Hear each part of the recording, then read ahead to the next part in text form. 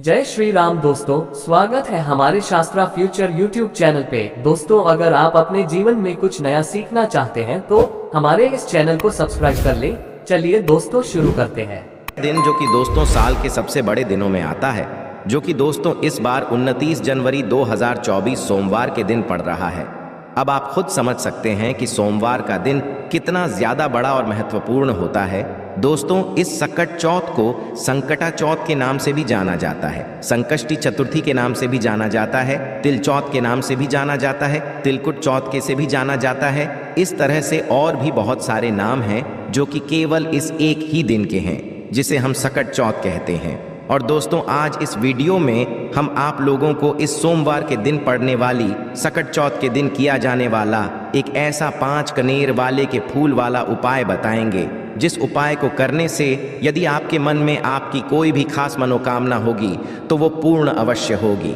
अब आपकी किसी भी तरह की जो आपकी मनोकामना है, यदि आप मनोकामना को सोचते हुए ये 5 कनेर के फूल वाला उपाय कर लेते हैं तो आपकी अवश्य सुनेंगे।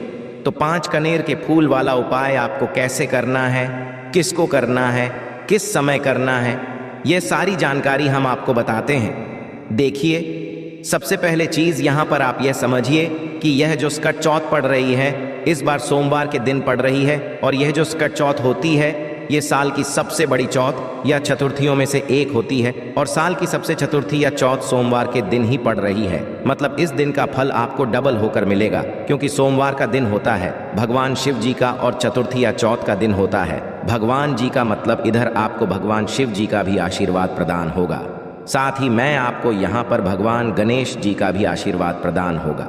तो दोस्तों, अब इस दिन पर हम ऐसा कौन सा उपाय करें जिस उपाय को करने से हमारी मनोकामना बहुत जल्दी पूर्ण हो जाए, क्योंकि हम कर ही उपाय को ऐसे खास दिन पर रहे। तो दोस्तों, इस 5 कनेर के फूल वाले उपाय में आपको ये बात तो साफ साफ समझ आ रही होगी कि इस उपाय में हमें 5 कनेर के फूलों की आवश्यकता होगी। अब ये 5 कनेर के फूल हमें मिलेंगे कहाँ पर? तो सीधी सी बात दोस्तों, ये फूल बिकने तो आते नहीं हैं। ये 5 कनेर के फूल आप लोगों को अपने घर के आसपास जो भी कनेर का पेड़ लगा हुआ होगा, पौधा लगा हुआ होगा, वृक्ष लगा हुआ होगा, ये वहाँ पर जाना और ये कनेर के फूल तोड़ कर लेकर आना है। खास रूप से दोस्तों, 5 एक ऐसा नंबर होता है जो कि मतलब एक अलग ही महत्व रखता है, इसलिए आपको 5 कनेर के फूल उस पेड़ से तोड़ कर लाने हैं। ये आपको कहीं बिकते हुए नजर नहीं आएंगे।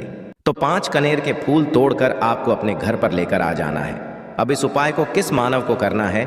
जिस मानव अपनी किसी भी तरह की कोई भी मनोकामना भगवान शिव जी से पूर्ण करवानी हो, वो मानव इस कर सकता है। ठीक है, तो अपने साथ में आप 5 कनेर के फूल सुबह के समय रख लीजिएगा। ठीक है, उस मतलब आपकी कोशिश यही होनी चाहिए कि आप 5 कनेर के फूल वाला उपाय 29 जनवरी दिन सोमवार को कर लें, मतलब सुबह के समय कर लें। यदि किसी कारणवश आप ना जा पाएँ सुबह के समय मंदिर इस उपाय को करने के लिए, तो फिर उस जगह पर आप शाम के समय भी ये वाला उपाय कर सकते हैं। आप सुबह के समय आपको क्या करना है कि 5 कन्हैया के फूल पहले से लेकर करके रख लेना है। इसके साथ ही दोस्तों, जो भी आपकी पूजन सामग्री है, 1 लोटा जल शिव जी पर चढ़ाने के लिए चंदन वगैरह, फूल, बेल पत्र जो चढ़ाना हो वो आप अलग से रख कर लेकर जाइए, पर उपाय की जो 5 पनीर के फूल हैं वो अलग से आपको लेकर जाना है। ठीक है, तो आपको करना क्या है? आपको प्रातः काल सुबह सुबह भगवान शिव जी के मंदिर पहुंचना है। भगवान शिव जी के मंदिर पहुंचकर सबसे पहले भगवान शिव जी के लिए जो भी पूजन अर्चना करना चाहते हो, शिव जी पर जो भी चीज़ें चढ़ाना चाहते हो, वो पहले चढ़ा दीजिए। जैसे कि आप जल लेकर आए हैं तो पहले भगवान शिव जी जल चढ़ा दीजिए।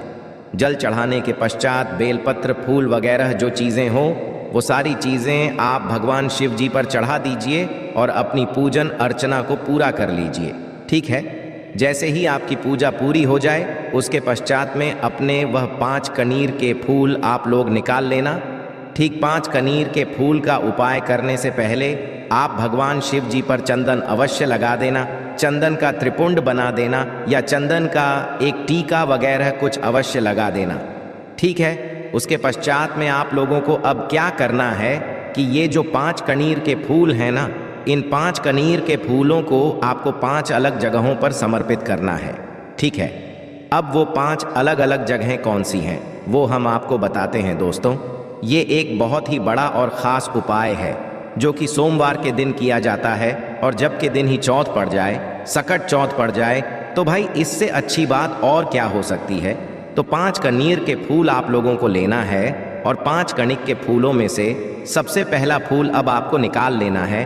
5 और अलग अलग जगहों पे हम चढ़ाएंगे इसे। तो सबसे पहला वाला जो कनेर का फूल है, ये आपको भगवान गणेश जी वाला एक स्थान होता है। कहाँ पर होता है कि भगवान शिव जी की शिव ही होता है। अब देखो उपाय को करने का कितना बढ़िया फल है कि ये जो पहले नंबर का फूल चढ़ेगा ये भगवान गणेश जी के लिए चढ़ाएगा। और आज मतलब इस दिन कौन सा दिन रहेगा? 29 जनवरी को सकट चौथ का, तिलकुट चौथ का, जो कि भगवान गणेश जी का ही दिन होता है। तो सबसे पहला कनीर का फूल आप लोगों को भगवान गणेश जी वाले स्थान पर चढ़ाना है। अब दोस्तों आप लोगों को पता होगा कि शिवलिंग के ऊपर गणेश जी का स्थान कहाँ पर होता है। ये बात आप लोग मतलब हमेशा ध्यान रखा करो कि जो शिवलिंग होती है, शिवलिंग की जलाधारी होती है, और जलाधारी का जो राइट साइड होता है, मतलब जलाधारी का सीधा होता है ना, जो सीधे हाथ तरफ आप लोगों को उस तरफ जो है मतलब पहला कनेर का फूल समर्पित करना है, जो कि भगवान गणेश जी का स्थान होता है। शिवलिंग के ऊपर ही करना है, भगवान गणेश जी की मूर्ति को नहीं करना है ना। तो पहला कनेर का फूल भगवान शिव जी के शिवलिंग के जो मतलब गणेश जी का स्थान है वहाँ पर पहला फूल समर्पित कर देना है, और खिला हुआ भाग शिवलिंग की तरफ करके रखना है। इस बात का ध्यान है, ठीक है।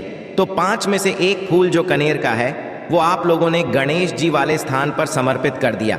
अब दोस्तों दूसरे फूल की बात करें तो दूसरा कनेर का फूल आप लोगों को समर्पित करना है कार्तिकेय जी वाले स्थान पर। अब दोस्तों गणेश स्थान राइट हैंड साइड पर होता है, वही कार्तिकेय जी वाला स्थान जो होता है वो होता है लेफ्ट हैंड साइड, मतलब शिवलिंग की तरफ से खड़े होकर। आप देखना कि आपका उल्टा हाथ कौन सा पड़ेगा, उस उलटे हाथ पर, उस उलटे हाथ की ज्वालाधारी पर आप लोग कोने में बिल्कुल जो है कार्तिकेय जी के लिए ये वाला जो है दूसरे नंबर का फूल समर्पित कर देना है, ठीक है।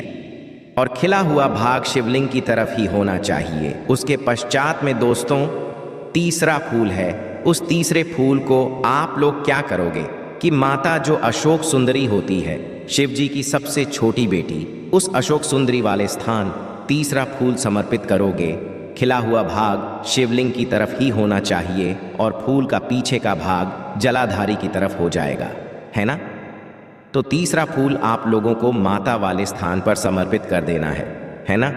3 फूल आपके यहाँ पर समर्पित हो चुके हैं, अब बचे हैं आपके पास 2 कनीर के फूल। अब 2 कनीर के फूलों को ध्यान से सुनो कि कहाँ पर चढ़ाना है। तो देखो चौथे नंबर का जो फूल होगा वो दोस्तों आप लोगों को भगवान शिव जी की 5 बेटियां हैं जिनका स्थान शिवलिंग के ऊपर होता है, जिससे बूंद बूंद करके जल टपकता है, जिसमें जया, हरा, देवतली और देव जी का स्थान रहता है, ठीक है। तो आपको क्या करना है, अपने इस चौथे नंबर के कन्नेर के फूल को उस पात्र के अंदर डाल भी सकते हो, और ना हो यदि वो पात्र कई सारे मंदिरों से वो शिव जी के ऊपर वाला पात्र हटा दिया जाता है, तो यदि आपके वहाँ पर मंदिर में वो पात्र ना हो तो आपको मात्र इस फूल को लेकर शिव जी की 5 बेटियों का नाम लेना है।